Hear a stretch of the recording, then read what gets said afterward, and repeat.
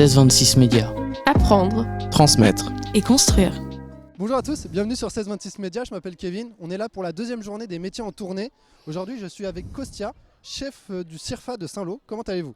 Très bien, bonjour, merci de m'accueillir. Vous êtes là pour la deuxième journée ici. Comment s'est passée la première journée déjà ? Plutôt pas mal, les jeunes assez intéressés par les métiers de la défense en règle générale, et en particulier pour moi pour l'armée de terre. Donc des jeunes assez intéressés, assez intéressants d'ailleurs.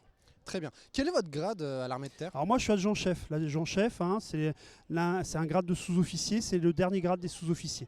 Comment vous est venue l'envie d'entrer dans les forces d'armée ? Alors, j'ai eu envie de m'engager tout simplement par conviction pour protéger mon pays, protéger les citoyens français. C'est vraiment une histoire de pays et de patriotisme. D'accord.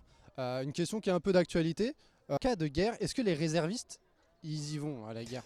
Alors, il y a des gens qui sont professionnels, qui sont là pour mener les actions de combat. Le réserviste peut être appelé dans un premier temps pour soutenir le combattant, effectivement. D'accord. Mais pas forcément pour aller mener des actions de combat dans l'immédiat. D'accord. Parce que dans les armées, quelle branche est la plus demandée en fait ? Aujourd'hui, les jeunes sont énormément intéressés par les branches de combat, notamment infanterie, cavalerie, artillerie. L'armée de terre, c'est 15 000 postes par an et on recrute en fin de compte beaucoup de techniciens. D'accord. Et il faut un diplôme particulier pour entrer à l'armée ou comment ça se passe ? On prend des gens de 18 jusqu'à moins de 32 ans, de sans diplôme à Master 2. Je suppose qu'il y a des tests à passer. Une catégorie de tests assez simple, des tests psychotechniques, une visite médicale bien sûr, des tests sportifs et un entretien de motivation. Est-ce que c'est possible d'être travailleur handicapé et d'être pris à l'armée ?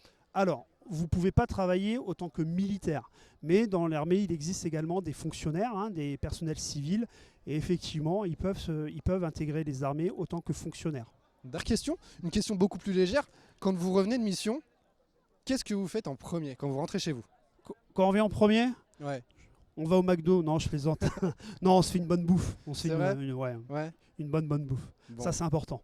En mission, on mange bien, attention, mais c'est pas forcément des plats très élaborés. Oui, d'accord. Écoutez, je vous remercie de votre temps accordé. À votre service. Bonne journée sur 1626 Médias.